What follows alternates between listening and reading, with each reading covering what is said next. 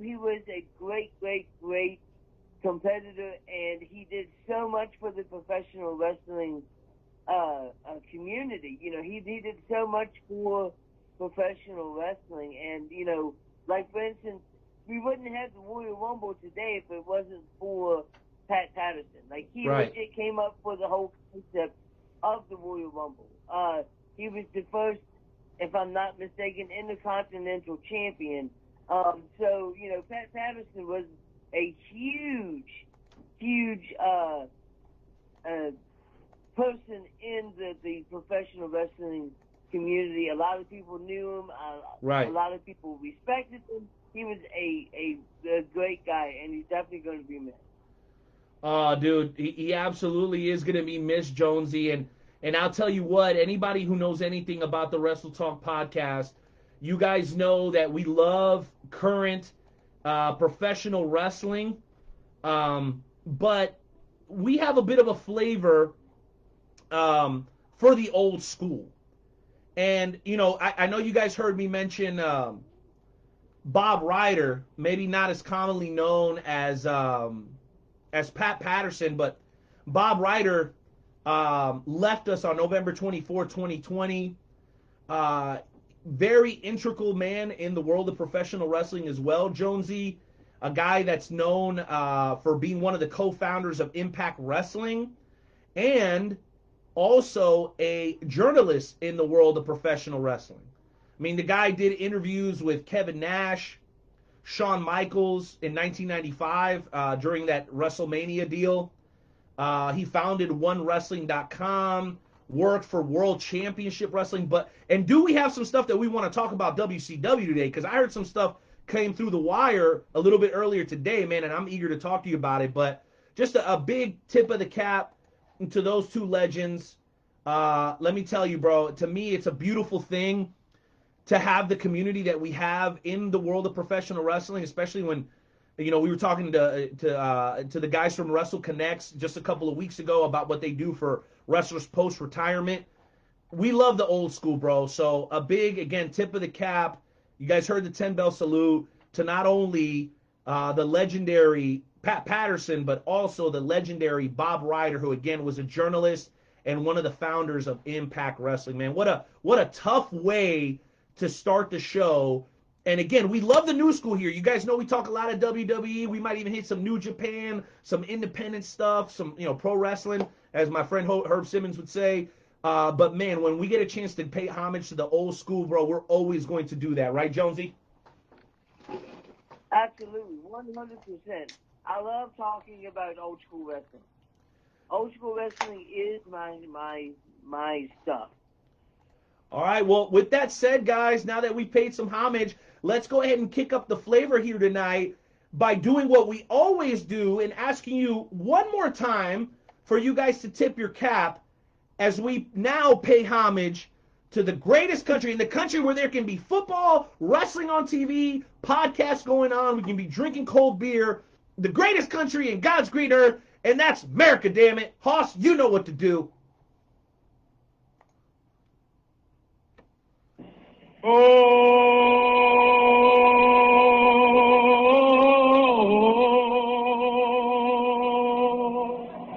Oh, say, can you see and the rockets red flag? Uh-oh. I'll make up for it now. For the land of the free.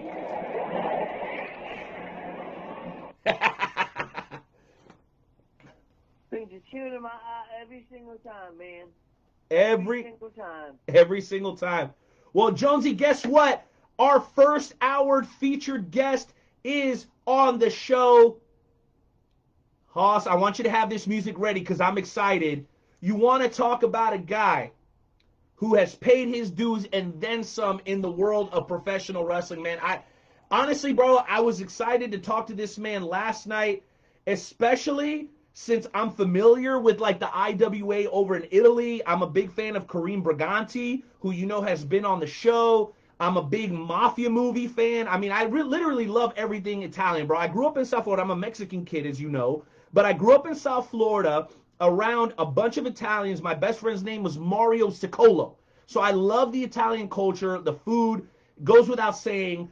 But one thing that I don't think gets its credit is professional wrestling in Italy. And we're going to talk about that and a whole lot more with a man who was formerly under the guidance of the WWF Intercontinental Tag Team Champion, Gito Mangal, and so many other things that we're going to cover. Ladies and gentlemen, it is an honor and a pleasure to welcome to the show for the very first time, the one and only, the Sicilian Beast, Ken Cerminara.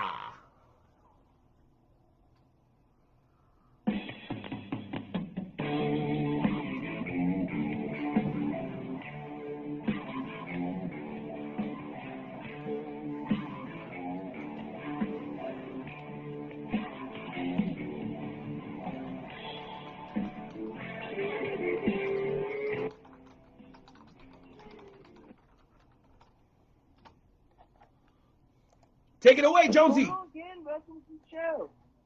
Hey, how you guys doing? Use guys. Oh, man, we are doing absolutely awesome, sir. Absolutely awesome. Now, as Renee says, you know, he's a big fan of you know, mafia movies and stuff. You know, myself, I just watched Scarface for the first time like 2 years ago. So I'm not as keen on the mafia stuff as what Renee is. So I love it. So you like the mob stuff, right? I do. Okay, I got a story you'll love then tonight. oh Lord. That sounds great, man. I can't wait to hear it. What I'm going to do, though, Jonesy, I want to go ahead and let you go first, man. I know you've been real psyched to talk to the Sicilian Beast, so why don't you lead us off tonight, brother? I do. First of all, thank you for coming on to the show. One of the things I wanted to talk about is the promotion Rubber City Wrestling, and there's a guy that I constantly see on my Facebook. He goes by the name Your Role Model, Rick Lee. Can you tell us something about your role model? I know everything about him. Me and him host and co-host a show called RCW Spotlight. It's on YouTube, and we sort of get on each other's case, but he knows who's the boss. And the talk show takes place at a bar, and I've been the designated bartender. In fact, last week I took over the bar, so it's now my bar. And it's not a bad show, please. Here's a shameless plug, RCW Spotlight on YouTube. Well, I definitely we'll have to check it out. We're going to share it too, Joe. We're going to share it on the show page for sure. Well, thank you very much for that. You got it, buddy. Any help is really much appreciated.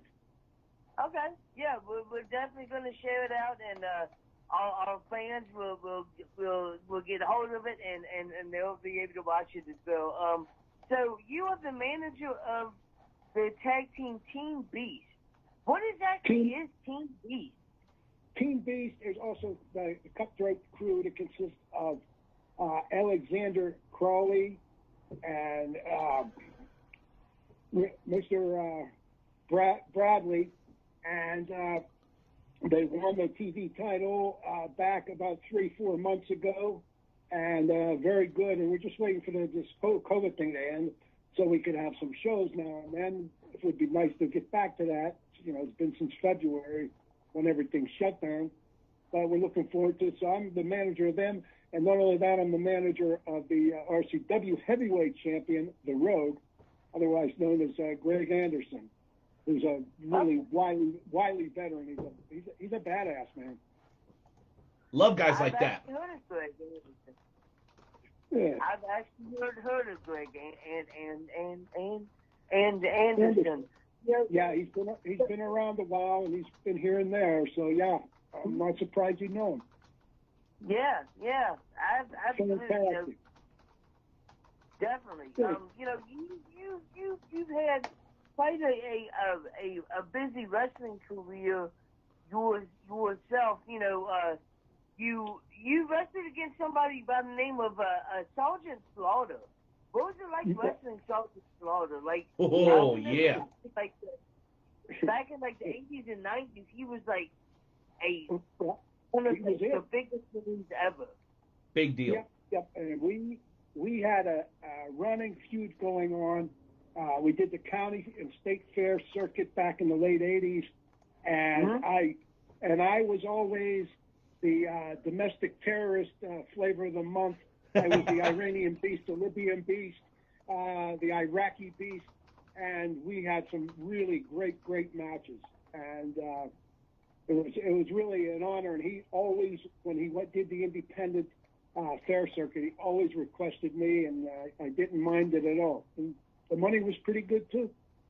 Yeah, that's one thing that I don't see very much of anymore. The fair circus, like you don't see very much professional wrestling at fairs anymore. And it's a shame. I did the Ohio State Fair back in '87, and I heard the crowd was close to 30,000. It was pretty awesome being out there.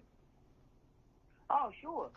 I've been trying to get a local promotion to do the fair where I live, but the county commissioners say that there's no interest in having pro wrestling at the fair, and I'm like, it's pro wrestling. Pro wrestling and fairs go together like peanut butter and jelly.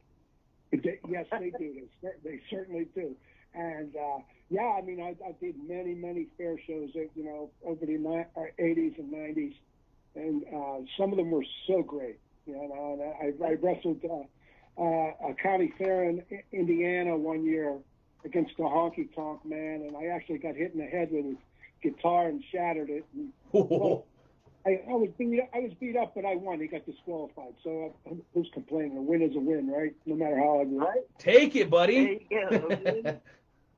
A win is a win. All right, well, Renee, I know that you're chomping at the bit, so why don't you come in here with whatever questions that you have? I will, Jonesy. And again, Ken, we really appreciate it because we do have the fortune here on the Wrestle Talk podcast to talk to people of all walks of life. We've talked to Japan, we've talked to Puerto Rico, we've talked to Mexico, to Canada, but not often do we get a chance to talk to somebody who's wrestled in the IWA. Talk to us a little bit about that experience or your affiliation with them, I should say. I don't want to put words in your mouth, of how it feels, because people don't know, but there's a certain segment of Italians that love their professional wrestling. People think Italy, they immediately think soccer, maybe even boxing. But pro wrestling, man, what have you learned in your experience about the passion that the Italian people have for professional wrestling? Well, let me tell you a quick story. My uncle Tony, who's my dad's brother, worked at a television station in Pittsburgh, and every week they ran weekly studio wrestling, live wrestling. And that's how I basically got interested in wrestling, because since we were underage, we couldn't sit with the audience, and they would put me and my brother in a glass booth, and we would watch the shows.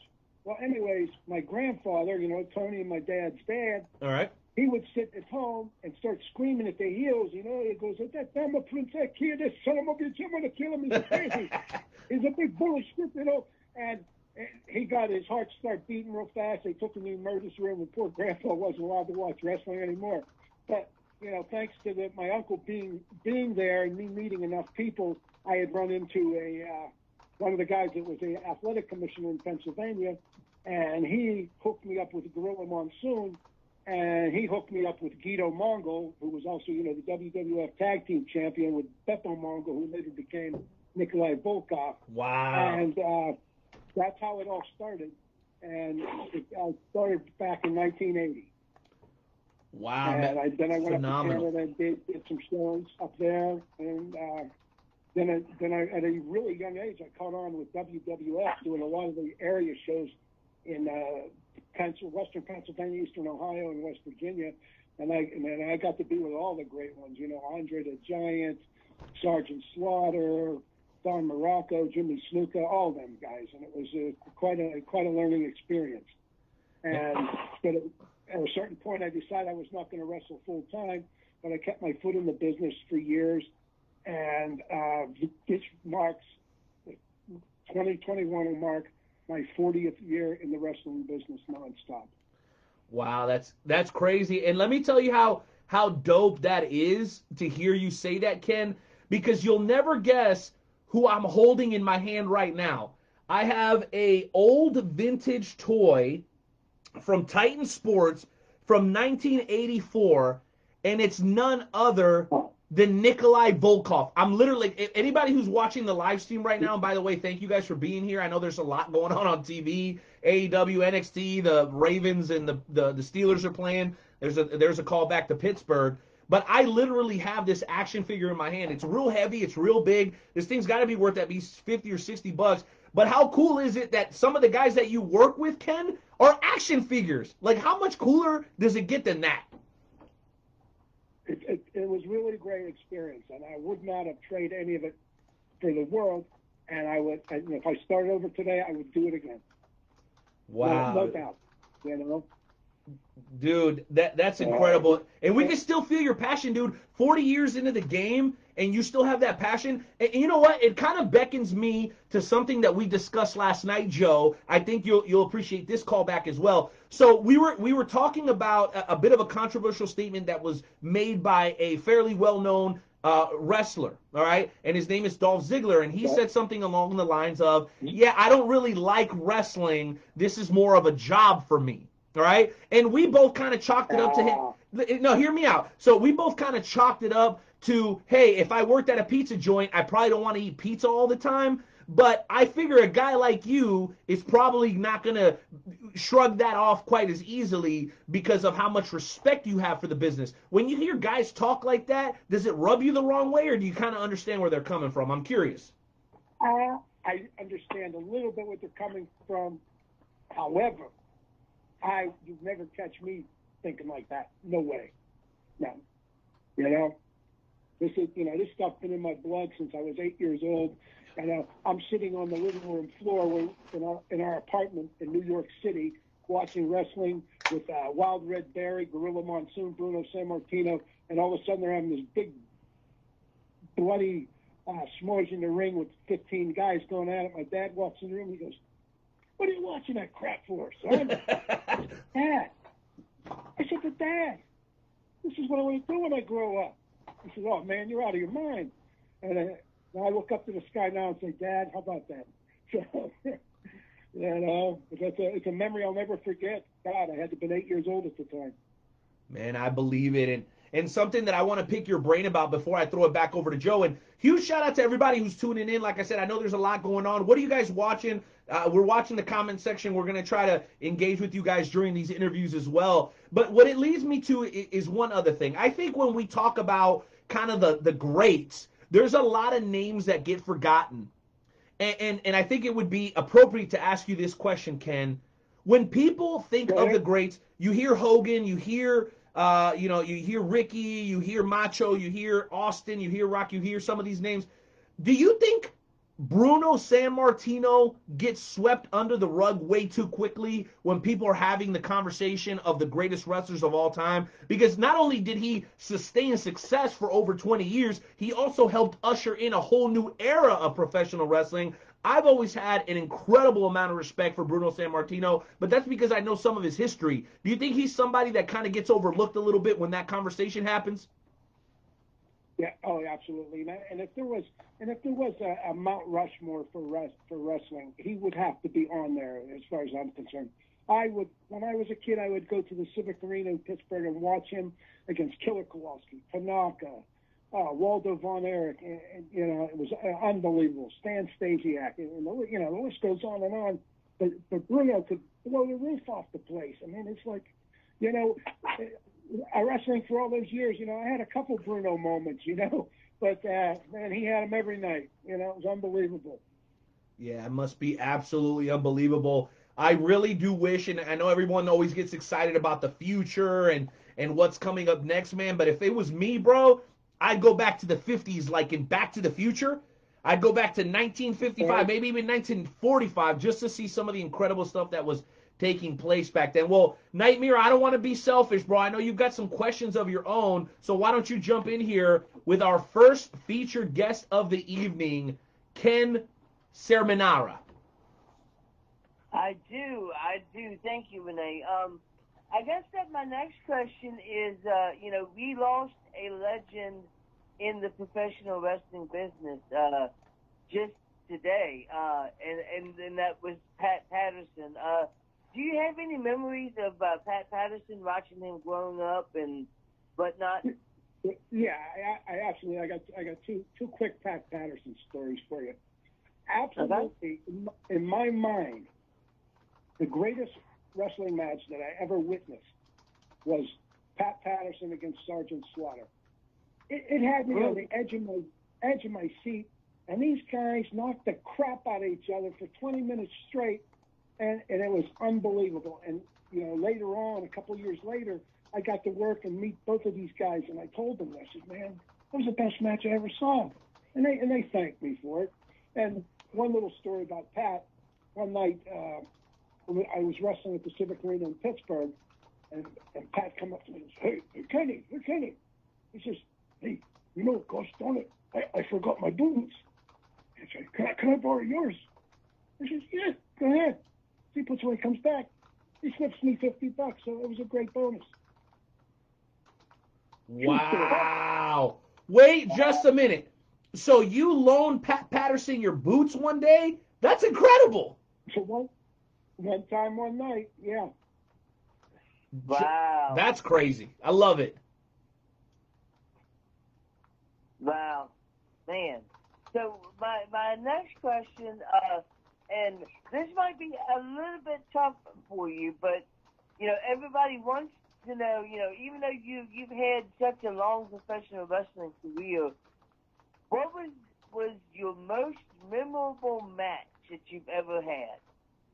Yeah, it's funny you should ask that. Now here's the story where the mob's involved. All right, so around 1993, I'm fastly approaching my 40th birthday, and I said to myself, I ain't made $1 million. I ain't made $1 million yet. Maybe it's time to get out. So I got out for a year or two, and then this one promoter, he calls me.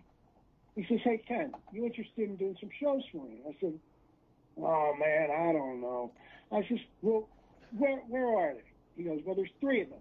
But the only part of this deal is you have to agree to do all 3, because I don't want to be chasing guys down to get these shows booked." I said, "Okay, where are they?" He goes, "Well, the first one's up in Detroit, and the second one is in Columbus, and the third one is in Pittsburgh." Well, at the time, I lived in Pittsburgh. I live in Ohio now. And I lived in Pittsburgh. I said, "Oh, yeah, Pittsburgh.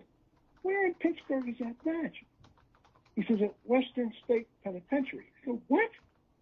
He goes, "This match is at the penitentiary. I made a deal with the state, and we're going to do a show." I said, "Well, that ought to be interesting." So I get there that day, I practically strip search. I was almost, a cavity check, make sure we didn't have any gimmicks on us or whatever.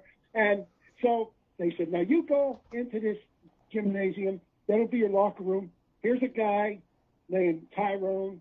He'll give you anything you need." So I'm sitting there, I'm stretching, getting ready for my match. I was in a tag match, and all of a sudden Tyrone says to me, "Hey, is that shit you do fake?" I said, "If it's any more real, I wouldn't do it." And he says, "Come on, man, you're driving me. That stuff got it." No. Absolutely not fake. He said, "Oh, come on, man, you're driving. I don't want to hear this stuff." And this kid became a pain in the rear end. And I said to myself, I got an idea. Turned out, years ago, I worked for in a theatrical business as well. And I worked with a guy who I knew was once in the penitentiary, got let go, and got out, got back in. He was serving 9 life sentences in Pennsylvania. And when he was done with that, he had to go to Florida and do another one, right? So, anyway, I says, I'm not going to name the guy's name now. I said, "Do you know so-and-so?" He goes, "Do you know him?" I said, "Yeah." He goes, "You want to go see him?" I said, "Yeah." He said, Follow me.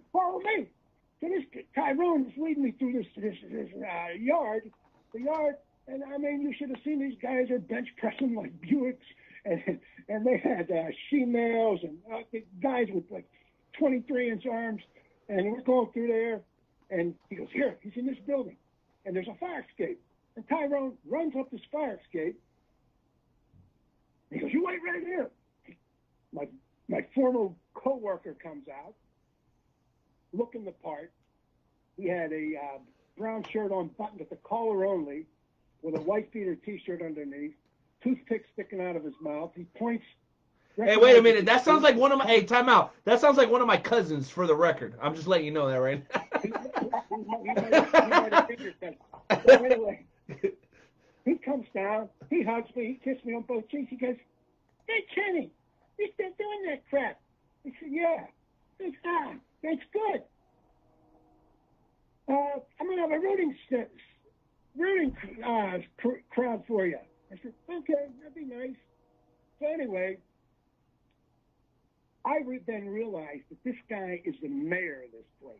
I mean, he walked to me, and these guys separated like Moses did the Red Sea, right? So I go back. I get ready for my match. I'm doing a tag team match, and me and this guy, Sean Adams, who was like a pretty boy with the pink robe and me, I was like the Beauty and the Beast thing, and we were wrestling these two Italian guys that looked like Jersey Shore boys, right? So anyway, the match comes towards an end, and we get disqualified. Well, my rooting squad, were not happy because we lost. Well, they bust down the barricades and they come charging the ring, and I go, "Man, we got to do something quick." Well, I said, "Let's steal their belts." These guys love when people steal. So we stole the belts, beat them up with the belts. We got out of the ring. All the convicts come up to me. They pick me up in the air and carry me off like Vince Lombardi after the Super Bowl or something. And I get back to the dressing room, and my friend, the 9-time life sentence guy, is doing some pretty good shit, Kenny. It's nice. I like that. And that was the most unbelievable match I ever had in my life. The adrenaline was crazy.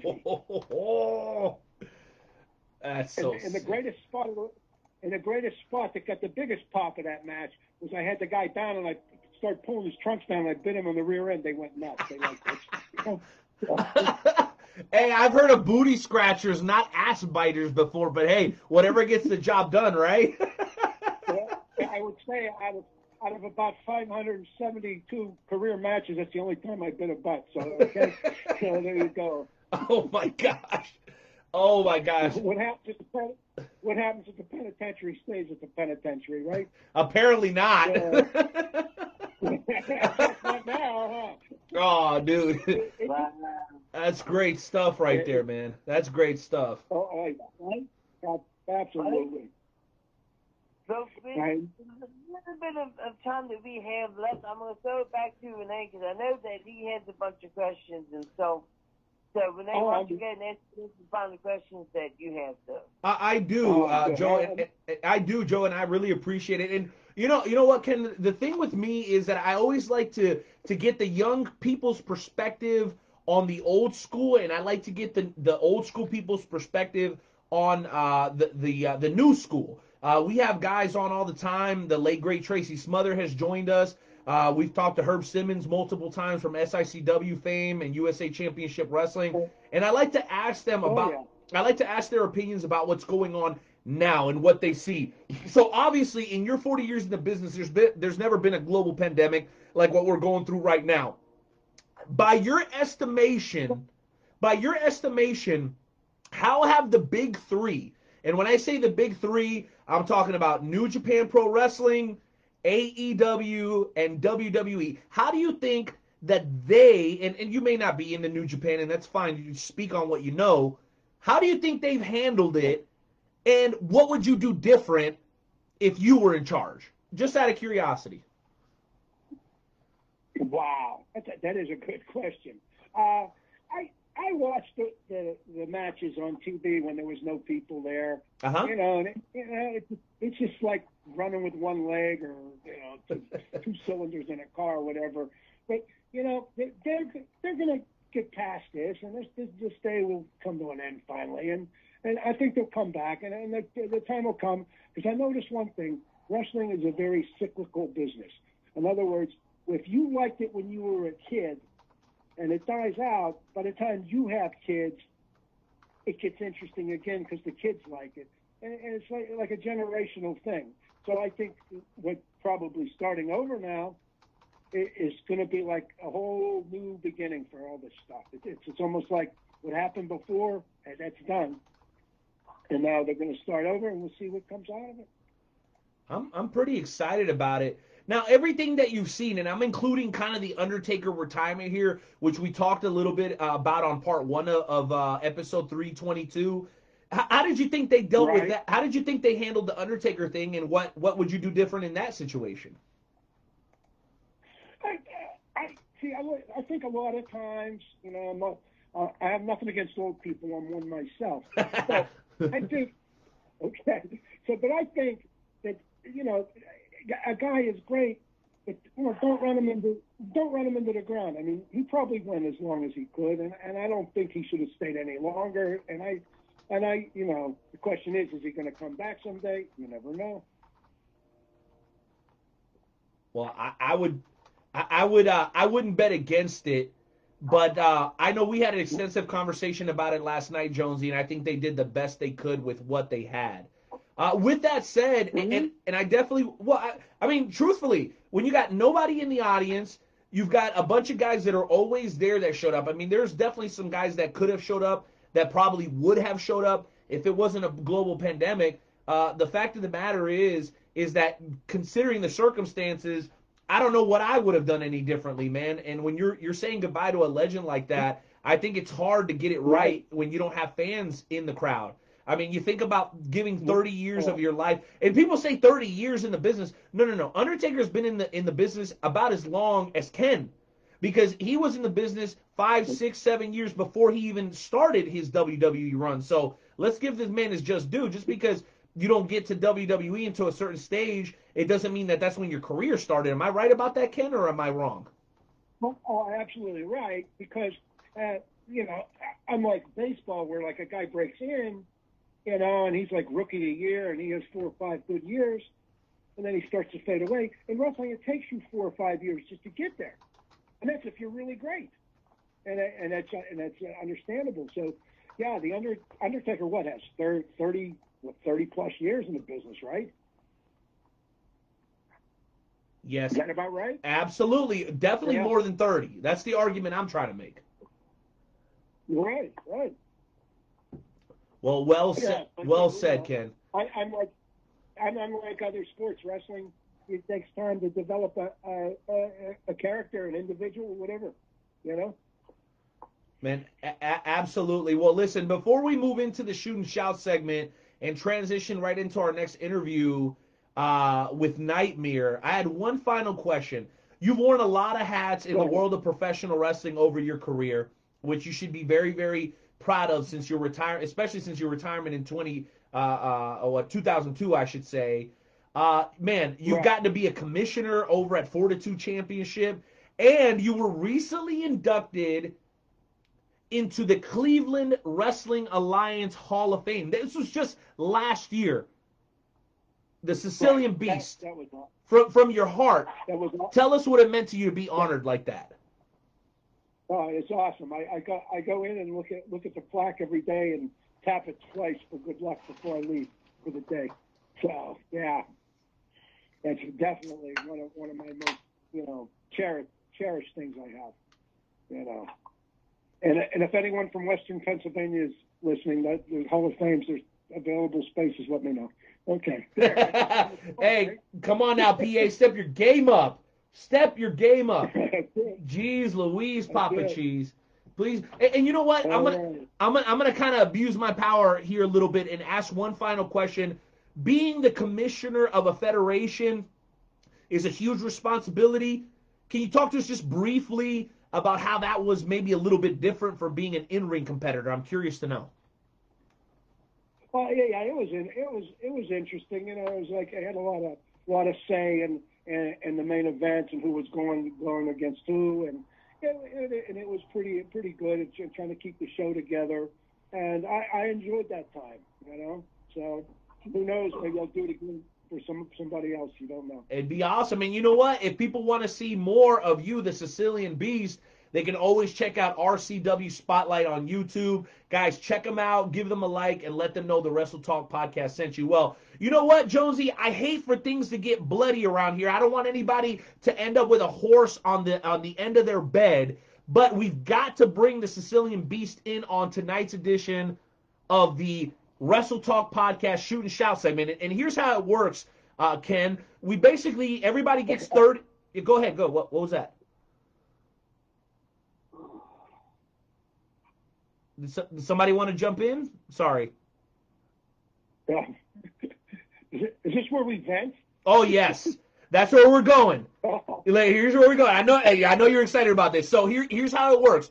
Each one of us, we're going to start with Joe, and then we'll go with me, and then we'll close it out with you, Ken. And you get 30 to 45 seconds to vent, bitch, complain, fuss, throw a fit about anything in the world that's bothering you. If it's wrestling related, great. If it's not wrestling related, that's okay. By the time Joe and myself are done, you're going to know exactly what we're doing. The question is the Sicilian Beast ready to unleash?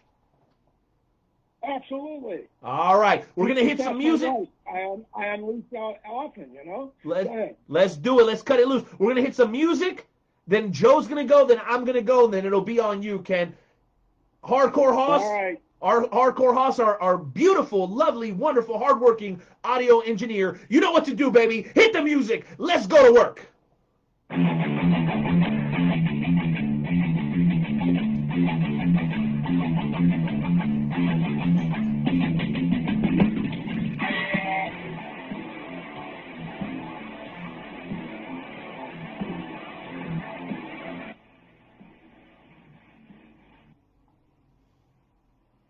All right, ladies and gentlemen, let me go ahead and start this thing out.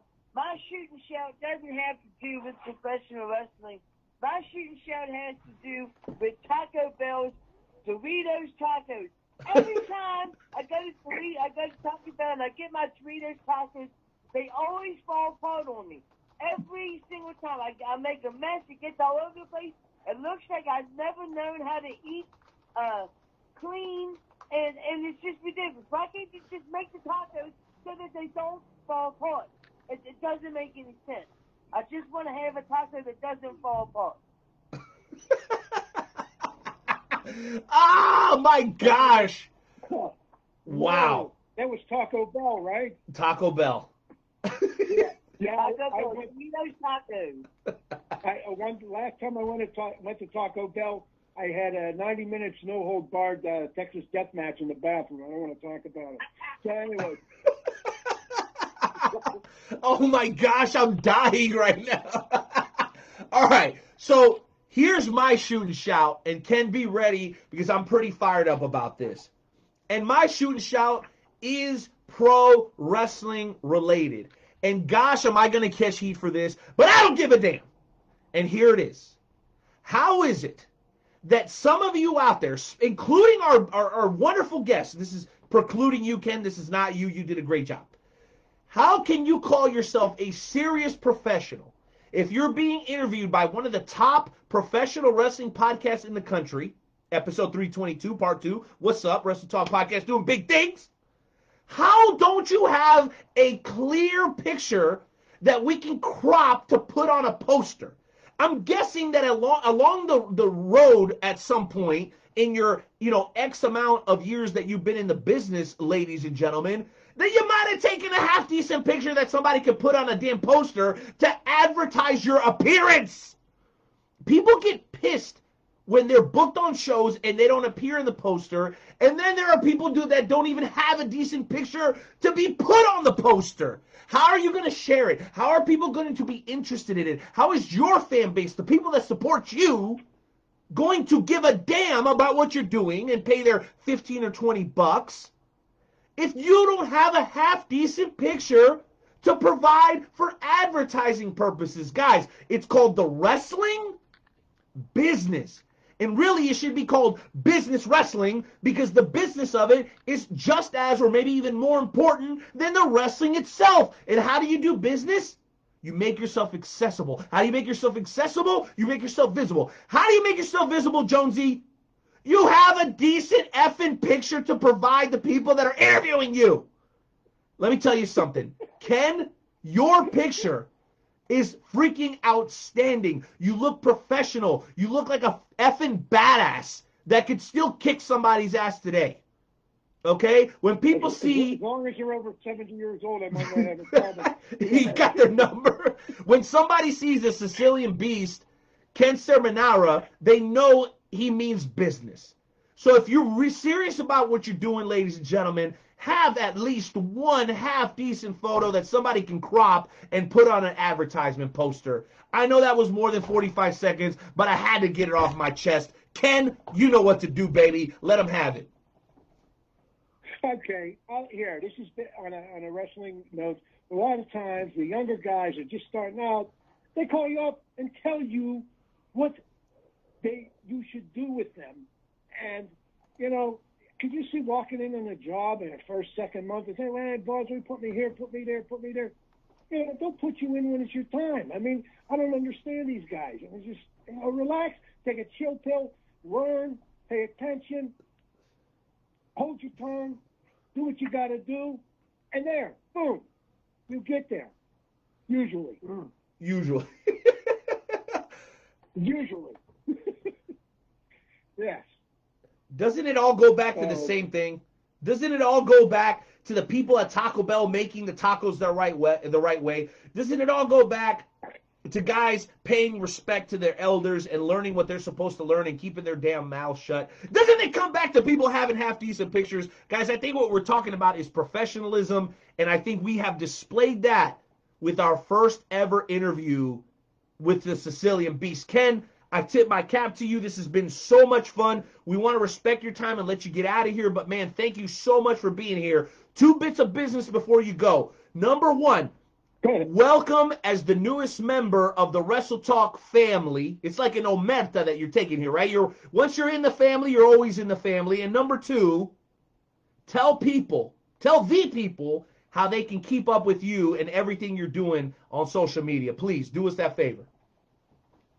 Yes, I will. I just, like I said, RCW Spotlight on YouTube. Watch it. It's pretty good. I have a great rapport with this other guy, even though I don't like him very much, but don't tell him that. And he's begging me to wrestle him, you know, and I just said, come on. I says, I'll tell you what. He goes, come on. One time would have been great. I said, yeah, 30 years ago would have been great. 20 years ago might have been great. I said, I says, here's my answer to your question.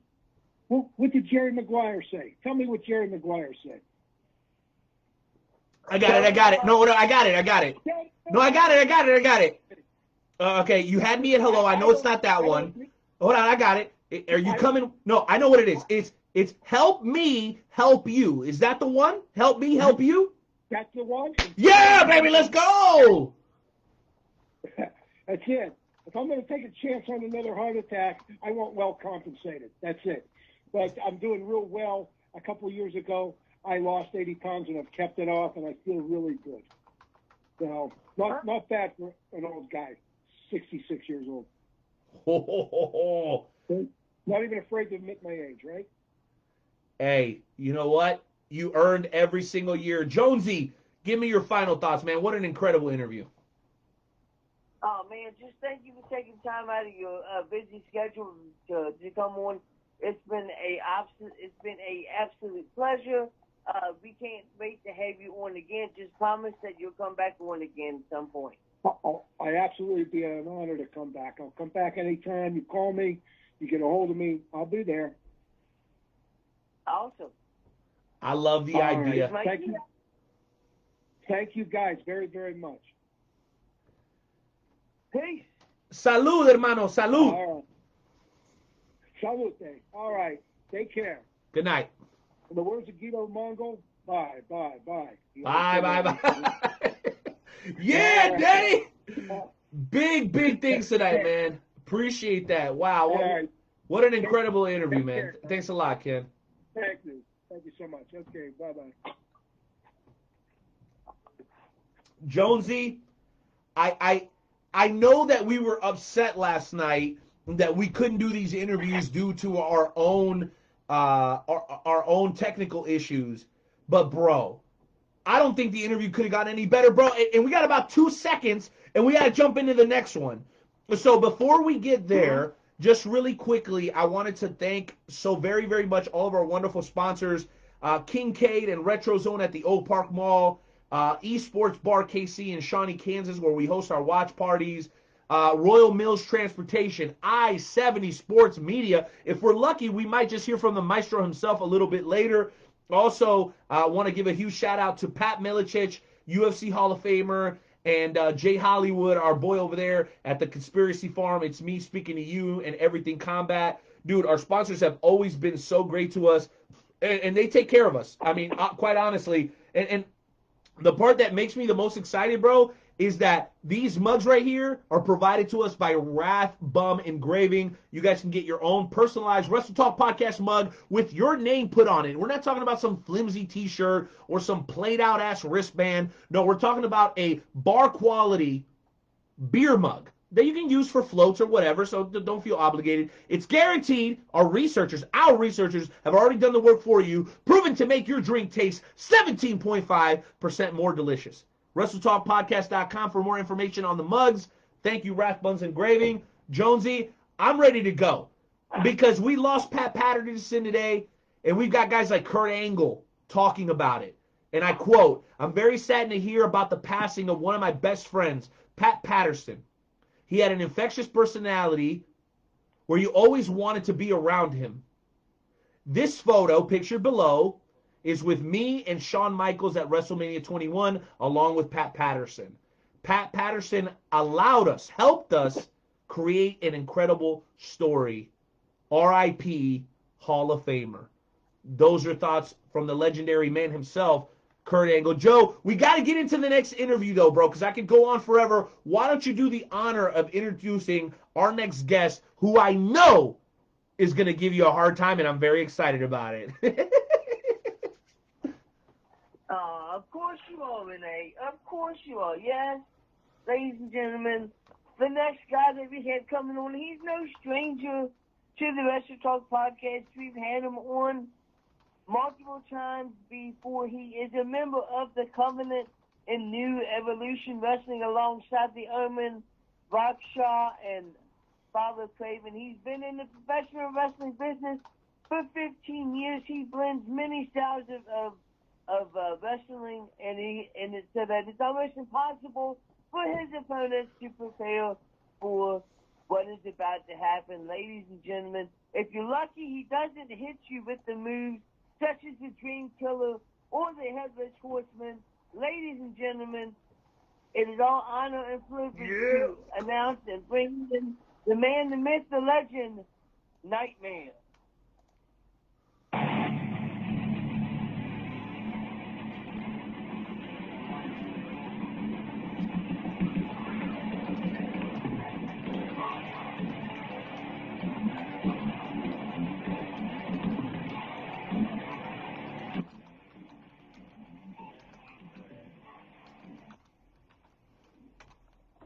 Nightmare, welcome to the podcast again, sir. How are you tonight?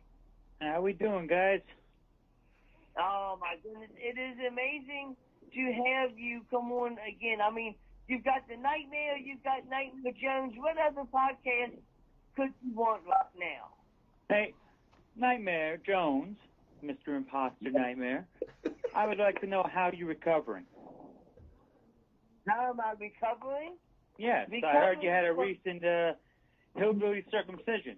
They kicked your sister in the chin. How are you recovering from all that? You all right? I hear you're half the man you used to be. What are you talking about? Oh, my goodness. See, this is why, I'm glad that you're enjoying this, Renee. I'm glad that you enjoyed it. Oh my I'm a very funny man. I'm fucking dying over here. All right. Oh, All right, let me help you out, Nightmare Jones, because we were already talking to the Sicilian beast, Ken Cerminara, just a minute ago, and we referenced a headless horse. And I just don't want you to end up in the headless horseman tonight, because it's going to be over for you and you're going to be out of commission for at least several months if you survive it. So let me take the lead on this one. Nightmare, as always, an honor to have a man of your prestige and your accomplishments back on the Wrestle Talk podcast. Bro, it's been a while since we talked, a couple of months at least. Bro, what the hell has been up? How does the Covenant deal with the freaking pandemic? Because you guys have got to have a way cooler way of dealing with the pandemic than like some boring old guy like the Night Owl who just basically watches his kids all day and does the podcast by night, bro. What have you been up to? Well, we've been dealing with the same stuff everybody else is dealing with. The Covenant meets when we feel the need, when we need to talk about our devious plans and intentions for everybody else. What's going to happen will all be revealed very shortly, and it's bad news for whoever is in our way. That doesn't surprise me at all. I know that's how you guys do business. I got to give my respects to the great Father Craven and all the hard work that he continues to do to make the Covenant elite everywhere they go. But let me change gears a little bit with you here, and I want to talk about you as an individual. Obviously, you've been in the game for 15 years. There's never been a year like 2020. Obviously, it's really a momentum shift for the whole country, but it's also been a big momentum shift for professional wrestling. I'm going to ask you the same question I asked Ken towards the end of our interview. How do you think some of the companies have done to adapt and adjust to the new environment, where they're still trying to engage with the fans, but obviously they don't have the benefit of being able to do a whole lot of shows, man? How do you think some of the companies in your area, or maybe even nationally and internationally, have been dealing with it? What's your opinion on that? Well, I think they're all trying to adapt to something that's unprecedented. Nobody's ever seen nothing like this in our time. Yep. And it creates all kinds of different issues and problems that they're trying to overcome in new adaptive ways. They're trying to still involve the fans, which is very difficult at this time, trying to keep everybody safe, trying to keep their talent safe. Sometimes they're doing a decent job of that. Other times you'll see a little spike. But all in all, it's a little hard to see no fans there, because the fans are what makes everything we do, and it's hard not to be able to engage them and to be able to not have their real reactions to anything that you're doing, and having the vocalizations. And some people like me feed off of that. So when I wrestle with no fans or very few fans, it's very difficult for me, because I can't gauge a reaction on if I need to change something, if I need to amp it up, if I need to go in a different direction. You try and make sure that the fans getting their money's worth. And with that, being able to either see them live or hear their reaction, it becomes a very, very hard thing to do. You know, you're trying to make sure that they are engaged and they're enjoying the match or the entire show, but you don't really know, and you're left wondering if what you're doing is pleasing them or displeasing them. Sometimes you want to be hated, like I am as a heel. You know, their cheers never mattered to me. I always like to hear their boos. It's music to my ears. But you don't know if that's their real feelings right now, and hopefully when this is all over, they're all going to come back. We're going to be able to entertain them the way only we can. So, yeah. And we're going to be back to giving them their full money's worth. Dude, no doubt about it. And I'm going to ask you to maybe dig even a little bit deeper than that, because I know you have been a veteran of the ring wars for now over 15 years. One thing that I keep hearing the commentators say, both in football and in professional wrestling, which we're competing against tonight, how ballsy are we? We got NXT, AEW, and the NFL tonight, and we don't give a damn, right? Because we had to pay homage to Pat Patterson. So I want to ask you this question. They keep saying this. They keep saying, oh, now that there's not a crowd, we can be a little bit more locked into what the athletes are saying, both, again, in football and in wrestling.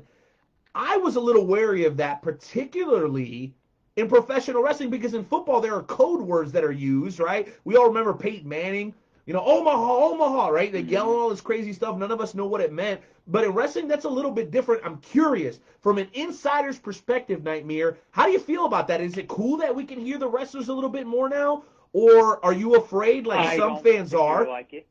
What do you think? Go ahead. I don't like it very much, but I'm not really a talker in the ring anyway.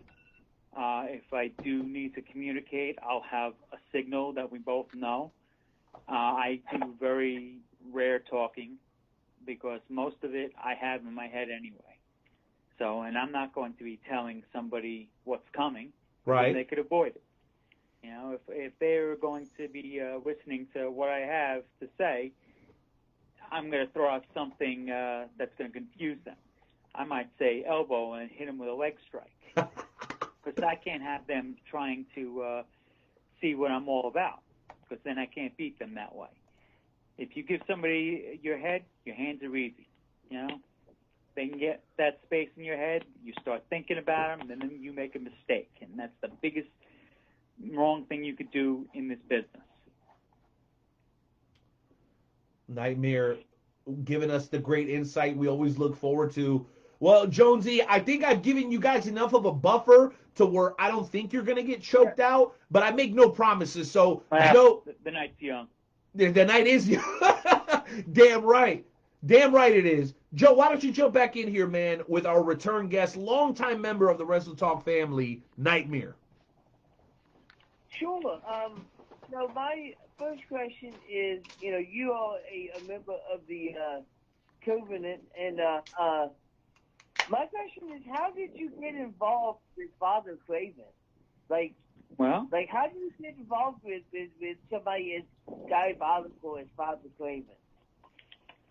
Well, like-minded people always seek out other like-minded people. He saw something in me, and I was, at the time, wasn't really knowing what I was going to do on my next move. And he saw that, and he saw what he could do for me. So he took me under his wing. And in doing so, he showed me the ways of the Covenant, how I can improve myself and decimate my opponents. He showed me how to use their weaknesses against them in ways that I had never even considered. And every time I'm out there in that ring, it shows. Every time he sat me down and went through things with a fine-tooth comb about my opponent, showing me all their weaknesses and showing me what I could exploit on them. And I've done that in a grand fashion. And I'm going to continue to do that for as long as I feel like it. Well, there you go. That was definitely the answer that I was looking for. Now, you are, in this Covenant with Omen and Raksha. What's it like being in this group with those two other gentlemen? Oh, it makes every day at work a walk in the park, because we all know what each other's thinking. We all know what each other has planned, and we work together to take down anybody in our way. And there is nobody that can match up with us. It doesn't matter who you throw at us. We are prepared for everybody, and we have a special plan for anybody. Absolutely. Now, my final question, before I throw it back to Renee, because I know that he has a bunch more questions. You are guys that is known to have many different styles, and if I'm not mistaken, the reason that you do that is so that nobody knows what's coming towards them. What made you decide that that's what you wanted to use in your professional wrestling style? Well, it's really just common sense. If you work one style, then everybody can prepare for it. Everybody can eventually learn how to beat you, because you're not going to be adaptable. By learning everyone else's style, they never see what's going to come, and I can match up with anything that they do. It doesn't matter if you have an aerial assault. I'm prepared for that. If you are a ground and pound guy, I can take care of you that way too. I can do anything that anybody else can do, and I can do it better. Well, you know what? I hate to be a contrarian, but tonight you're going to have to put your money where your mouth is, because you know what? Nightmare Jones chickened out. He was given the opportunity to go one-on-one with you in tonight's trivia challenge, and he got scared, and he said, no, Night Owl, you need to go one-on-one with Nightmare this time. He got scared. He chickened out. Joe. I would expect nothing less from him. Joe, listen, Joe. We got to get the... I do have your back. He's backing out like a schoolroom sissy because he already knows the result. The Night Owl is fighting for my honor. I am. And listen. Night Owl, you're what you're supposed to do. No, I'm going to, bro. I'm going to. But I have to expose you to a certain extent because I need you to man the hell up and show Nightmare who the real Nightmare is. And as a matter of fact, he'd have to be a man first. You gotta, listen. Hold on, take it easy now, Nightmare. That's my co-host now. Don't. You gotta relax. Now. You gotta relax. All right, before we get into the game show challenge, we are going to hear a couple of voice messages that we got from Mama Time and, believe it or not, the Hall of Famer, the Iron Sheik, about Joe deciding that he did not want to compete against Nightmare tonight. First, let's hear from Mama Time. Oh, my God. Well, there you go. Mama Time thinks it's shit. And I want to also hear what the Iron Sheik thinks about Nightmare Jones backing out of this challenge tonight. Fucking bullshit! Well, there you have it. Yes, I couldn't have said it better myself. Fucking bullshit. Hey, but I'm going to tell you something now, right, Nightmare, before we hit the music and get started. I'm going to work with my brother, La Familia brother, Nightmare Jones. Yes, I'm breaking the fourth wall. You guys can suck it.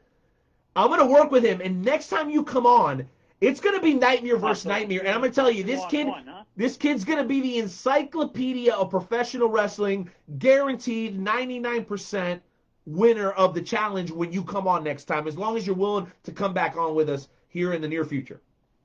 I always am. I love it. Well, Hardcore Hoss, you know what to do, because tonight the Night Owl is defending the honor of his brother, Nightmare Jones, against the other Nightmare of the Covenant in tonight's edition of the Wrestle Talk Podcast Game Show Challenge. You know what to do, Hoss. Hit that music.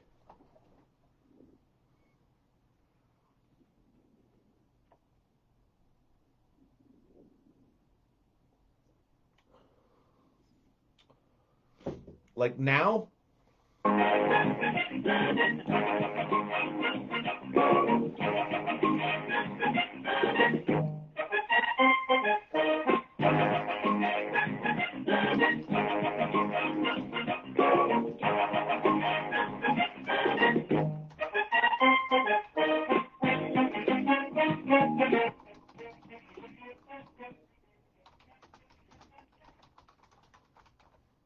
Ladies and gentlemen, welcome to this week's installment of the world-famous Wrestle Talk Podcast Game Show Challenge. Tonight's contest is scheduled for the best 2 out of 3 falls. All contestants are the Night Owl Renee Martinez fighting for Nightmare Jones' honor and the one and only Nightmare. In a few moments, I will ask you 3 questions about a particular professional wrestling topic. Whenever you think you know the answer to the question, just shout out your answer, and the first person to win 2 falls will win tonight's game show challenge. With today being Joe, wait. I think Nightmare's going to appreciate this. Hardcore Hoss, before we kick off the challenge, which I know everybody's looking forward to, I need you to hit the breaking news right this second. Hit it right now. Do it, Hoss. Hit the breaking news.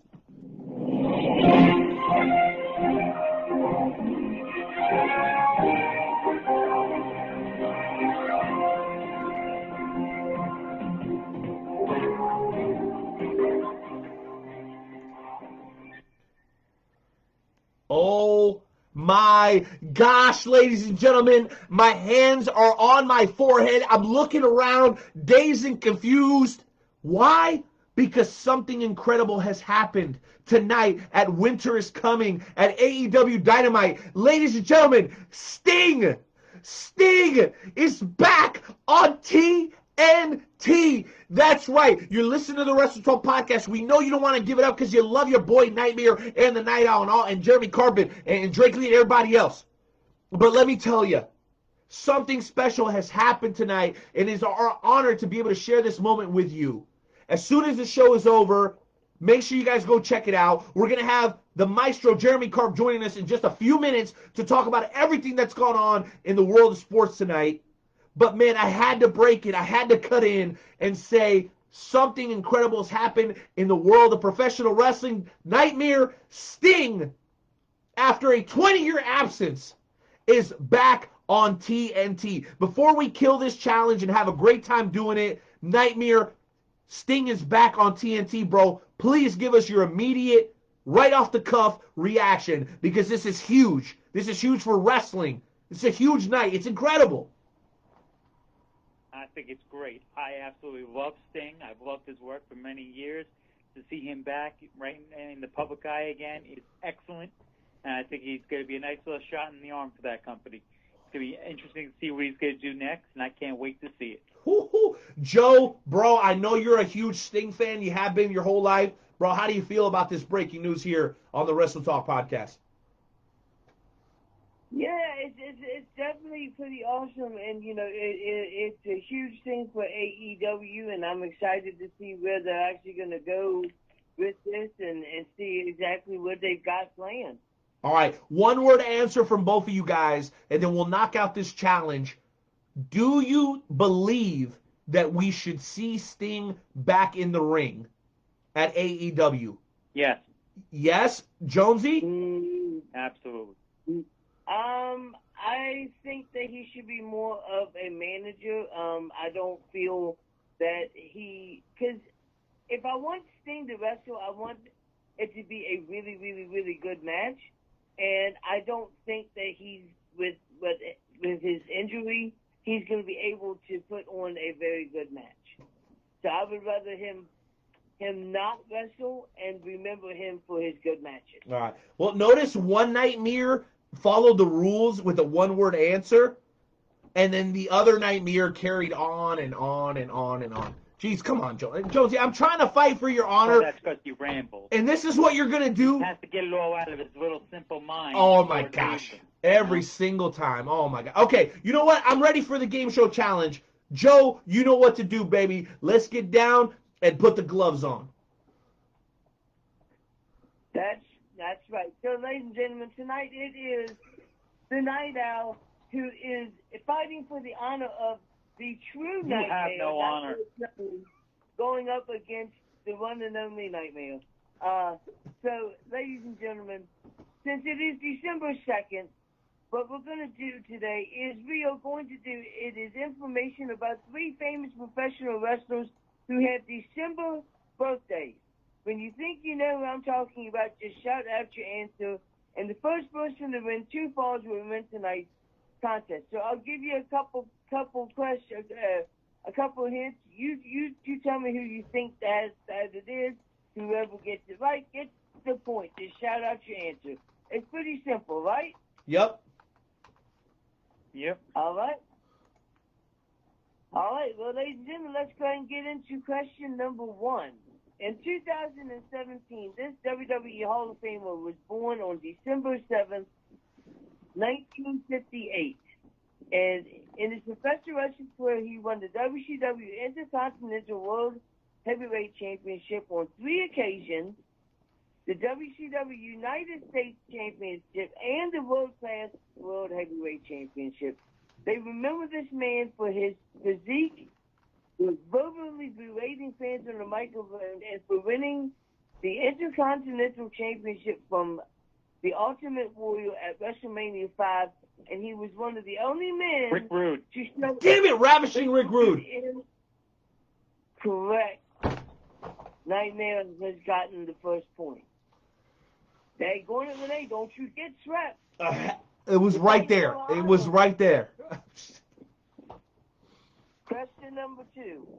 This wrestler was born on December 18th, 1970 in Battle Creek, Michigan. In his ECW career, he won the ECW RVD. World... RVD is correct. Damn it! Now, Boy, you didn't even get it out of the gate, boy. I have, listen, both times I've known the That's answer. the fastest you ever got your ass whipped. No, wait a minute. Both don't read with this guy. both times I've had the answer. I've got RBD's autograph from when I smoked the fat doobie with. Actually, it was 2 doobies. For the record, and right here. I knew it was Ravishing Rick Rude. Okay, you know what? It's fine. Don't worry, guys. Don't lose faith, because what I'm going to make sure is that I don't get swept. Under any circumstances, the Night Owl will not be swept tonight. In the name of Nightmare Jones. All right, question number 3. This wrestler was born on December 27th in Switzerland. Cesaro. He's all across the world. Cesaro. Cesaro is correct. I heard the Night Owl first. So the Night You're Owl full of shit on that one. Okay, You're full. We'll make wait, the I still real lost. green on that. I This think is you not- just want your boy to get a point. Well, wait a minute. I'm cooking right there. Wait. But I still lost, right? I heard the Night Owl first. You still You won better get your Night hearing Owl. checked in This is bullshit. hotel you live in. Hey, wait a minute. So why wasn't the last question worth 2 points? Why didn't we do that? Well, because Oh, you always look for any kind of edge you can get because you know you can't beat me. Hey, take it easy. I was just a little slow today. It's been a long day, okay? You got to relax, my friend. You got to take it easy, okay? I don't want to get hit with the Headless Horseman or anything like that. But you know what? What I will do is I will tip my cap to you for being a longtime member of the Wrestle Talk family. Nightmare, always a blast, always a great time. You got great energy. You're doing big things. Man, can you do us 2 favors? Number 1, promise us you won't be a stranger and you'll be back on. And where do people keep up with you? You got a show coming up? Do they follow you on social media? Do you got a YouTube channel? Well, Tell us a little bit about what you got now, going on. You can catch me on Instagram right now at pro_wrestler_nightmare, or on Facebook at Pro Wrestler Nightmare. And before I get off the air with you guys, I just want to obviously send my condolences to Pat Patterson's family and friends. And also I wanted to send out some love to a few other wrestlers that are going through some hard times right now. Gilbert just had a heart attack. We want to wish him well. Jimmy Rave had an arm amputation. Along with Super Genie, who had a leg amputation. We want to wish them a lot of good luck. I hope they have a fast recovery. A good couple wrestlers on the New York indie scene. Steven Person's fighting COVID right now, and Eric Jaden's kicking cancer's ass. And my guy from Minnesota, by way of Maryland, Jason Inc., he's just recently had some shoulder surgery, and we want to wish him well. All these guys are fighting real hard, and they're all going to recover from all their injuries and ailments real soon. And I know everybody on this podcast wants to wish them well, too. We do. Former guest Jimmy Rave. What can I say? Gilbert, actually, former 2-time guest, and he tunes into the show quite frequently as well. So absolutely, we share those sentiments. Joe, why don't you say goodnight? And you know what, Nightmare? You didn't promise to come back on in the near future. You coming back with us soon? Absolutely. Love that. I heard that Joe has another appointment with his other sister after he recovers from this one. Joe, you going to say anything to defend yourself? I clearly did not hold up my end of the bargain with the challenge. I failed. What do you got? Just like him. Taking all this in because next time that you come on, so you won't have the Night Owl to go up against. No, you're going to have Nightmare Jones, and I'm going to show you why they call me Nightmare Jones. And when I sweep you, I'm going to sweep you underneath that rug, and maybe I'll take your place in the Covenant. Whoa! Very highly. You don't have the intellect to compete with us. Whoa! Oh my gosh! I can't believe what I just heard. Got a kindergarten education. That's all they go up to in Kentucky. They can't count higher than 3. I'm not from Kentucky. He's from West Virginia. It's That's where even you are worse. now, aren't you? He's from West Virginia. It's No, even worse. no. Oh, he's West Virginia. It's even worse. Oh, man. Talk about hillbilly hell. Oh, Our shit. men and the sheep are nervous. Oh, my gosh. You guys need to relax.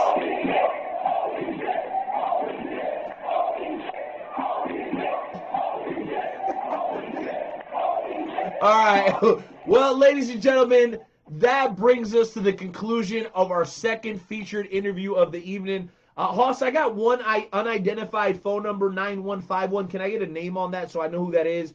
Guys, we got a few minutes left on tonight's show. No more than 5, maybe 10 if you guys are extra well-behaved. Dude, I want to know what you guys thought. I don't care what you're calling in about. If you want to come on the show tonight, I want to know how you felt about our 2 interviews, because they may have been 2 of our best interviews of 2020. We're supposed to be putting a highlight show together, Joe, for the beginning of the year, and I think this show belongs in the highlight shows. Dude, it's been so long since we've gotten a chance to do interviews together, and I really missed it. Jonesy, I know I let you down in the game show challenge, bro, but I don't know if you can hear it in my voice. I'm very excited to be back on the air with you. You know I love you. You're my brother. And guess what, dude? We're just getting started. Wrestle Talk Podcast feels like it's absolutely getting out of control in the best way possible, bro. Give me your thoughts. Yeah, it has. It has been an absolute amazing show. This has been absolutely freaking phenomenal. I've had a freaking blast. I've had a ball. I missed doing the show, and man, it's like old times coming back once again, man. Like doing the show yesterday and then coming back and doing the show again tonight's been absolutely amazing. Dude, it has. Well, you know what, dude? I got to make sure that I check a couple of quick emails here. It'll take me about 30 seconds. While I do that, can you do me a favor and welcome in a man who's going to give us an update on all the crazy stuff that's been going on in sports? Yeah, we're going to hear about what's going on with AEW. We're going to hear a little NXT. We got Drake Lee coming on? No, Yeah. no. Even better, ladies and gentlemen, from No, wait a minute. Even better, ladies and gentlemen, from I-70 Sports Media, the maestro, Jeremy Karb. Hello, Jeremy. Take it away. What's going on, sir?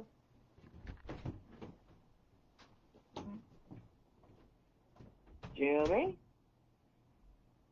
Well, we get Jeremy on with the technical difficulties, but yeah, you know, Sting coming on was absolutely amazing. This was something that there was a rumor that he was supposed to come on at some point, and everybody was thinking it was going to be at the pay-per-view. I didn't think that it was going to happen at a Dynamite. I really, truly didn't. But yeah, that's freaking awesome for AEW. I'm just excited to see what they're going to do with him. That's exactly what I want to see. Are you with us yet, Jeremy?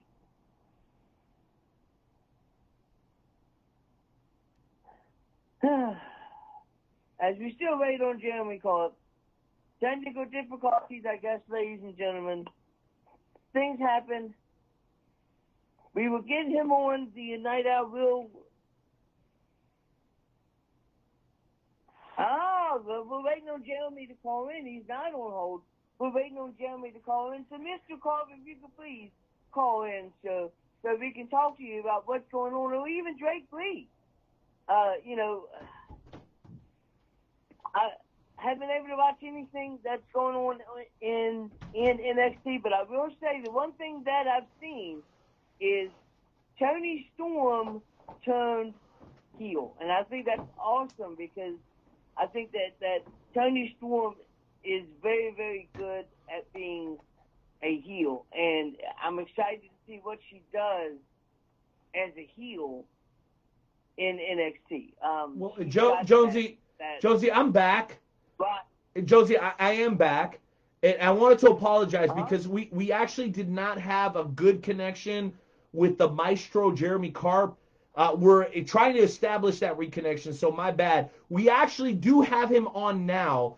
And what's going to be fun is we're going to talk to Jeremy Karp, and we're going to have a live call-in from the FWWC during one of our matches tonight. The world's premier fantasy wrestling promotion is going to get their spot. I believe one of the competitors during tonight's FWWC matchup, Mr. Swag, has a cell phone in his pocket during his match. So we're going to talk to Jeremy Carr for just a minute, and then we're going to jump right over to FWWC. This is going to be freaking crazy. An unprecedented night here on the Wrestle Talk Podcast, episode 322. But, Joe, ask your question again, because I do believe we got a great live connection with the maestro of the microphone, Jeremy Carp. See, this wouldn't have happened if it was Drake Lee. But anyway. So, Jeremy, wow. What's going on, sir? How you guys doing tonight? We're doing absolutely amazing. I'm glad that you're able to join us tonight, sir. So, what did you think about Sting joining AEW, and do you think that WWE should be worried about it?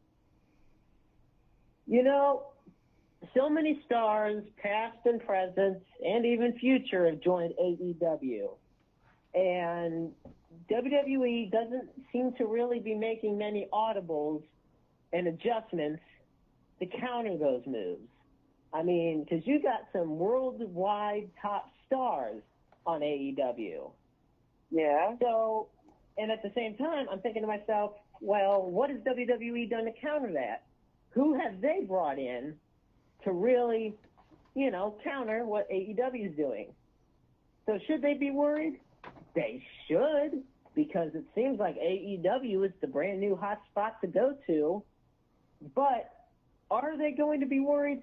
I don't think so, because whether any of us like it or not, the big bucks are still piling in for WWE.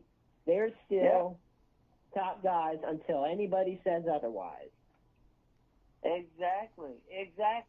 And my thing is this, until AEW is able to even remotely come up to the same ratings as Raw and SmackDown, the WWE is not really worried about it.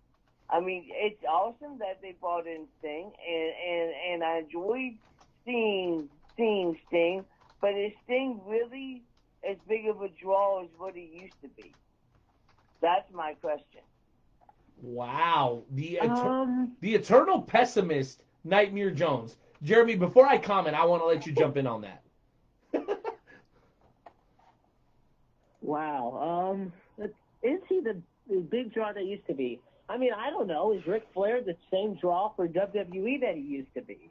I mean, no. I think that's a good counter for it, because the way I look at it is, look, any Raw or SmackDown and they say Ric Flair is going to be on, yeah, we know he's not going to wrestle a match or anything, but hell, I'm still going to tune in, because I was still watching Ric Flair wrestle when I was growing up, and I loved it. Ric Flair is, in my opinion, the GOAT.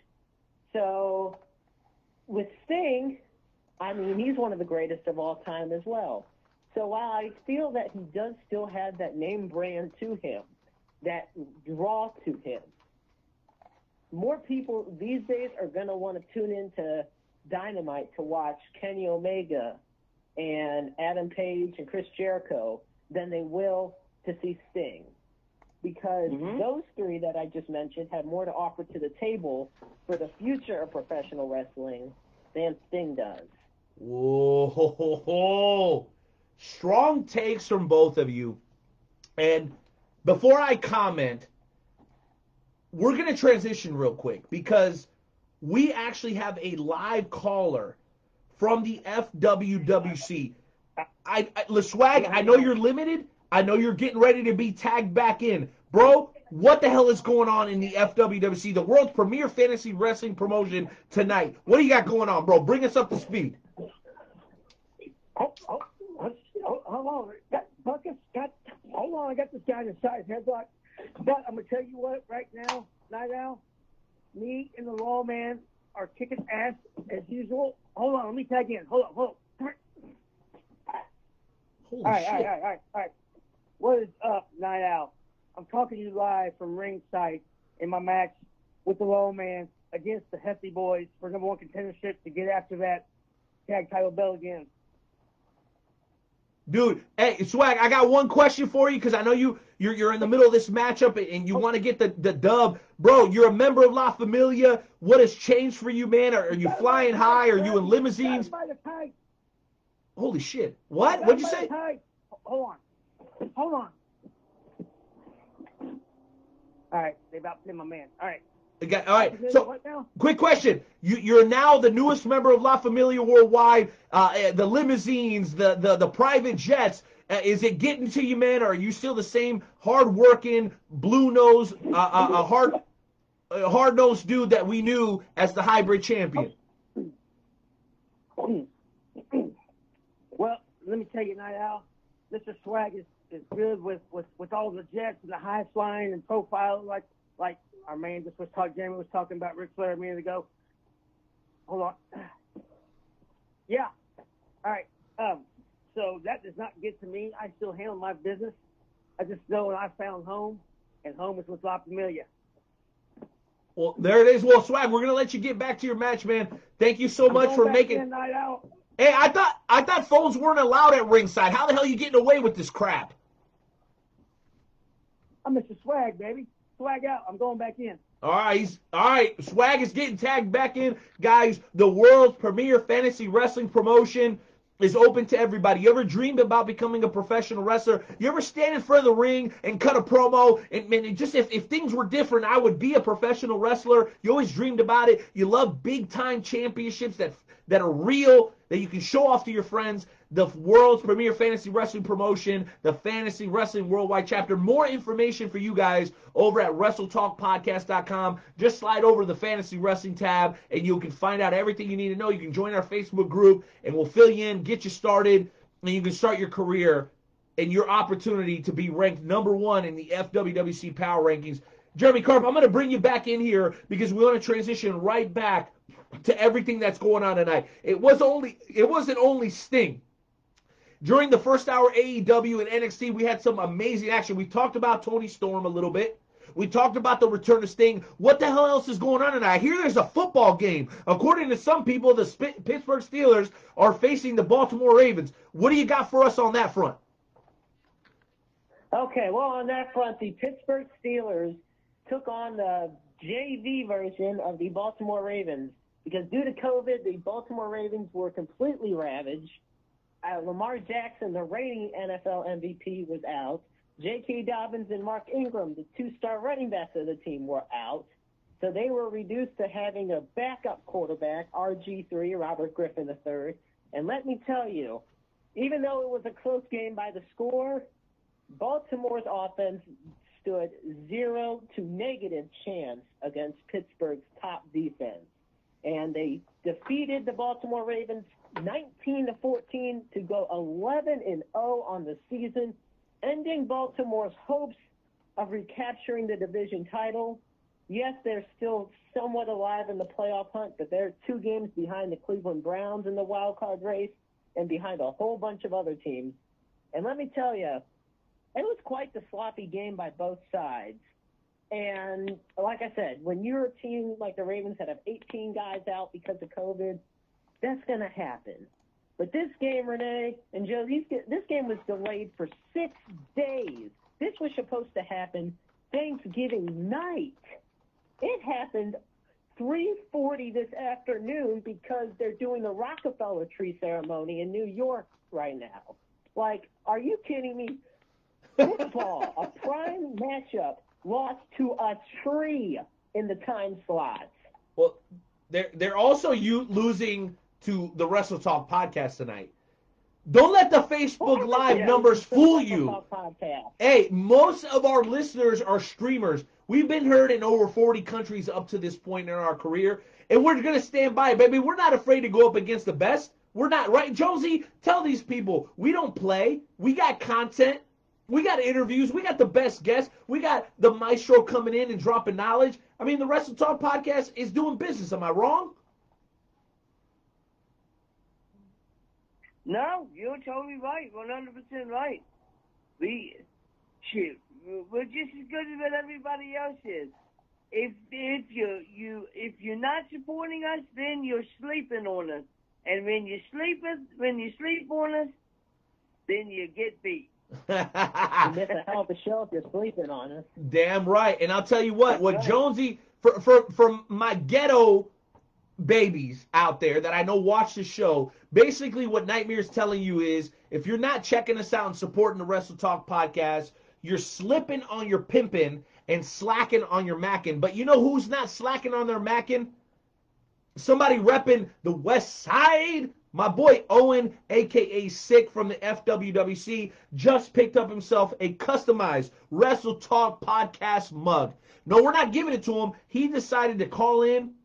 He messaged your boy, and he said, you know what, bro? I'm ready. I'm ready to make the commitment. I'm ready to have the gift that lasts a lifetime. He's got himself a Wrestle Talk podcast mug coming. It's going to say Sick right on the bottom, and it's going to be absolutely incredible. And by the end of today's show, hopefully, we'll have his daughter's song uploaded, and that's when it closes out tonight's show.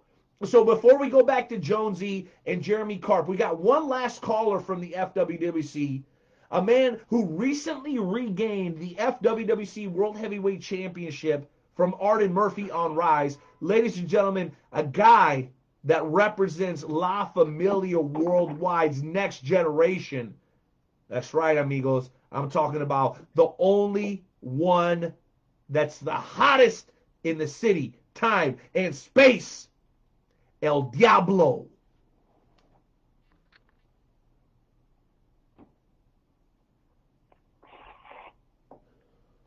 Now, you know he's not coming going without music, right? Oh, that's right. That's right. Hardcore Hoss, you know what to do.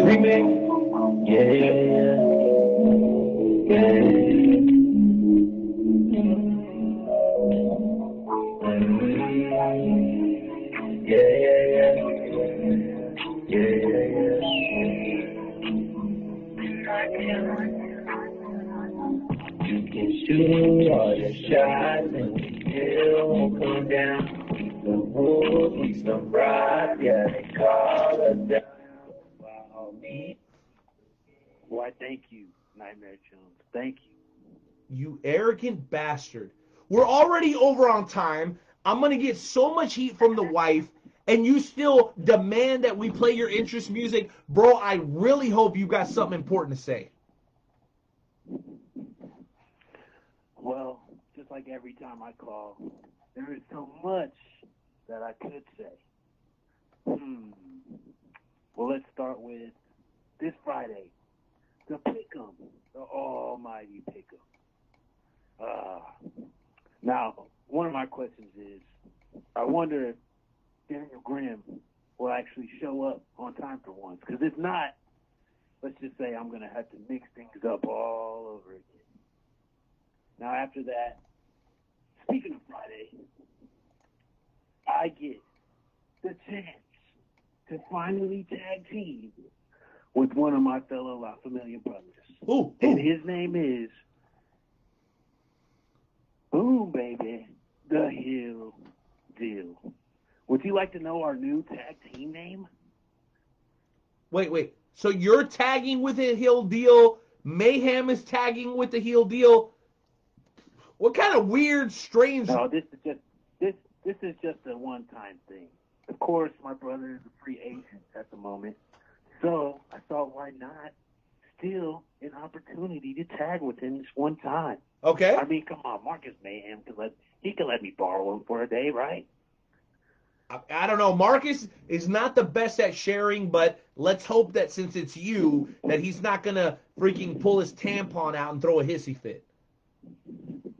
So, ladies and gentlemen, this Friday on the Rise brand, you will be seeing the idiots known as Dark Sisters versus the Sexy Heels.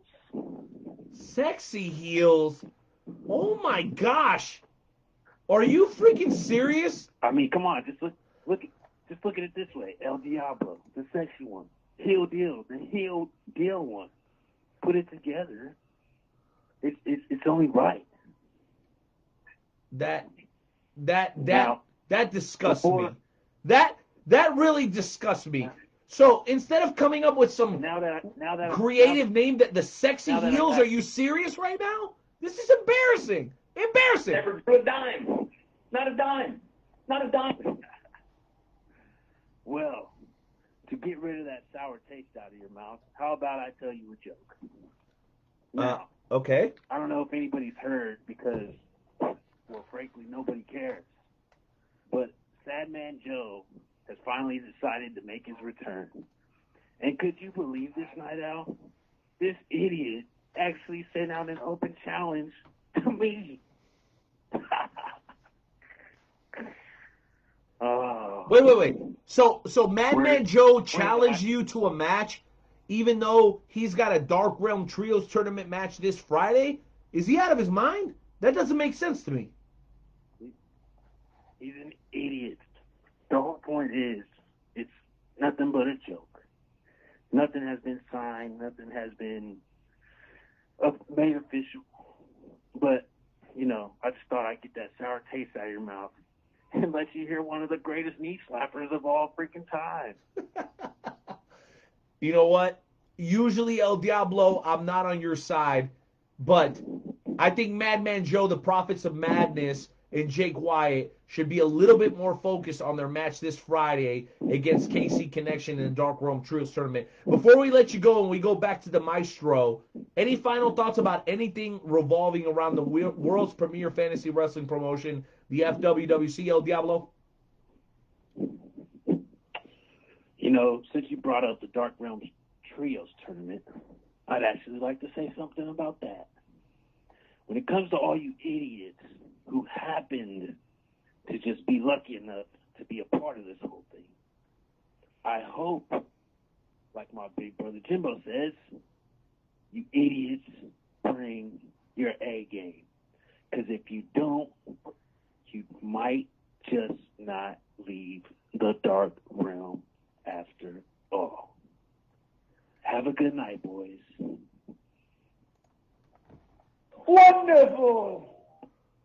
Okay, I have to apologize to all the listeners. The FWWC has a way of kind of taking over the show, and I lose control. I'm going to admit. I know Haas does what he can. I know Jonesy does what he can. But these FWWC people run rampant, and when they come on, we just try to keep up. So shout out to everybody from the FWWC. Swag in the middle of his match. The FWWC World Champion, El Diablo from Rise Brand, coming in and doing his thing. I love them, man. I love what they do. I love the energy that they bring.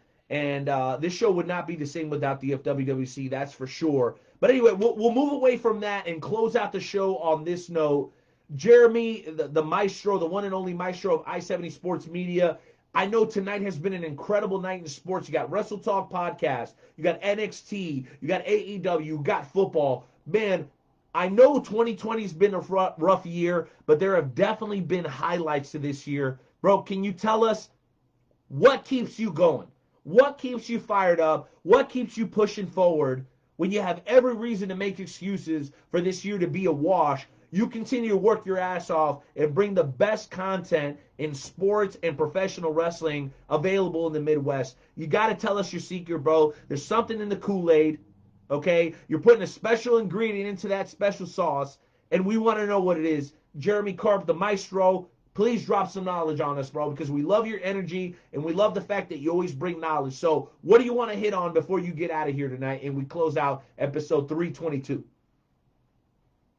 Well, I got a couple things to say. First off, that there was something in the Kool-Aid. I might not have as much anxiety as I usually deal with on a daily basis. But fair enough. Really keeps me going. Hey, I got 3 kids, bro, and one of them's got having a baby in a couple of months, so anxiety is my best friend. Man, right there with you. But let me tell you, what keeps me going is those that tune in to the podcast. The ones that read the articles, that look at the posts on social media. It's the audience.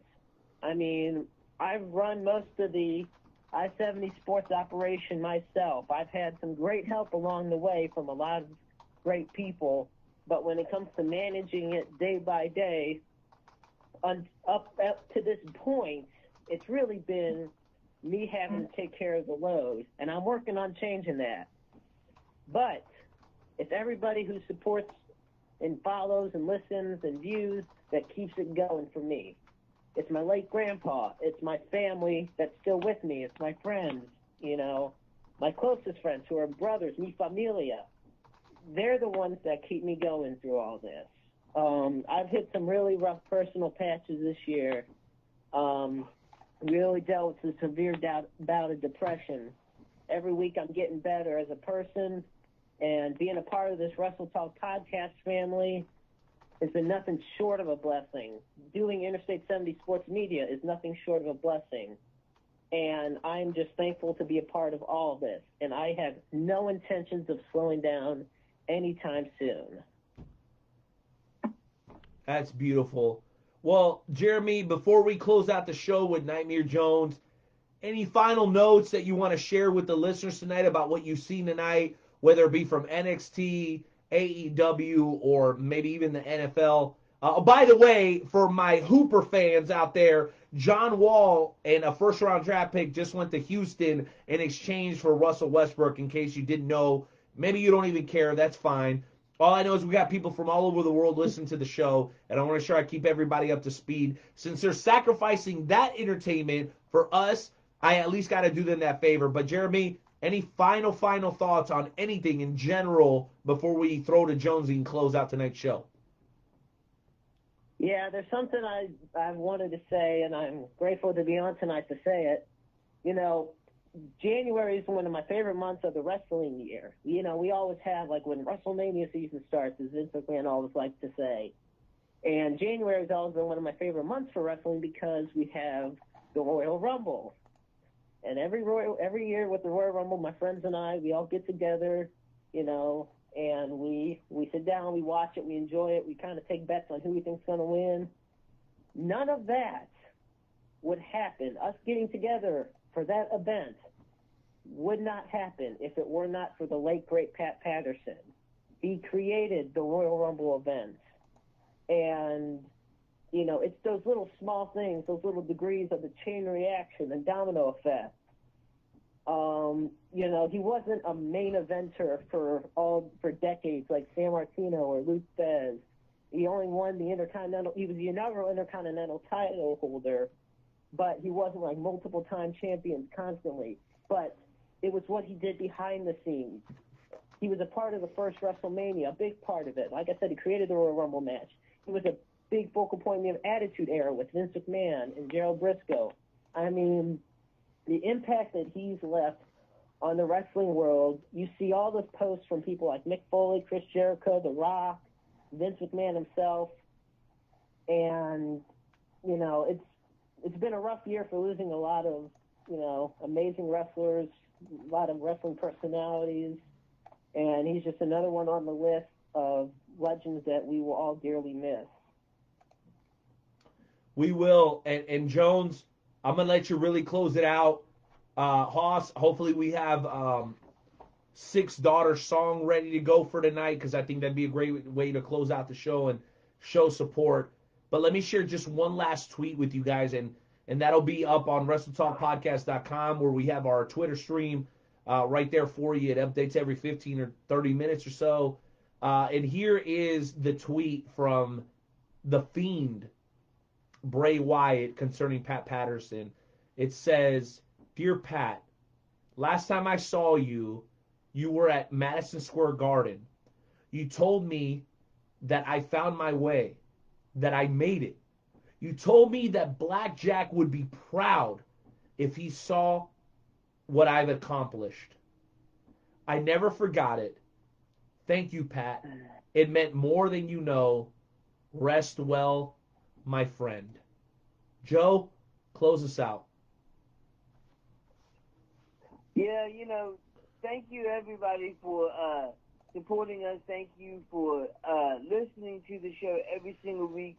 We wouldn't be here without you. We love each and every single one of you. It's been absolutely amazing. We're not about to stop anytime soon. We're only getting bigger. Thank you to Jeremy for coming on. Thank you for Drake Lee. Thank you to Renee. Thank you to Skywalker. Everybody's been freaking amazing. Until next week, this has been the Wrestle Talk Podcast. Catch you guys next week, episode 322. Good night. Hit the music, baby. Hit it. Good night. Eat the love, everybody. Yeah, man. Shout out to my man Owen, representing the West Side. Sick as an out. This is his daughter. Do your homework. We're going to play that to the end. All the way to the end. Well, you know, it's already 10 a.m. I haven't even started putting on my makeup yet. I guess I was so natural, no wing liner. Fuck the hair, so the shit up in a body set. I'm wearing OT and some comfy jeans. Looking for some old sneaks too. And many and Turn it down real quick. Just turn it down a little bit. So they can hear me. Turn it down. Just a little bit. That's ChristyMarie.HereNow.com. ChristyMarie.HereNow.com. The song is free. You can hear it anytime you want. That's KRISTIMARIE.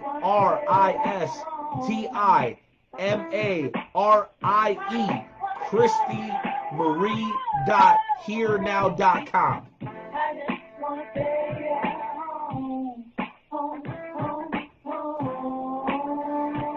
Wrestle Talk Podcast.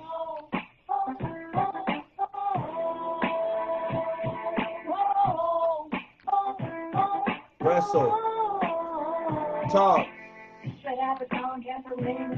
Podcast. Laziness, mine will be my middle name. Got a fridge full of food, but don't want to cook. Rather call takeout and do Uber Eats. Don't have to worry about it before to shake the cream. Got a truck full of mud and I haven't even been off-road since I bought the damn thing. No forgetting full of many times till I'm finished. Many guys with bunch of spots all over the place. Easily distracted, it's social media. It's been a minute since I last updated my profile. A deep in a novel, Japanese manga, or temptation to create abstract art. Multi-ethnic and I only speak English, no other Spanish. I'm sorry for the miscommunication. I don't wanna go nowhere. I just wanna stay at home.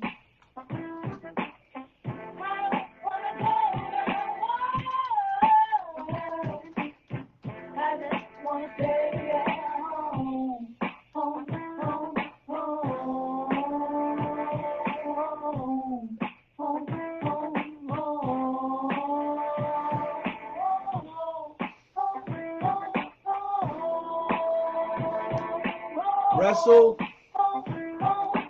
Talk Podcast. We out, baby. Good night.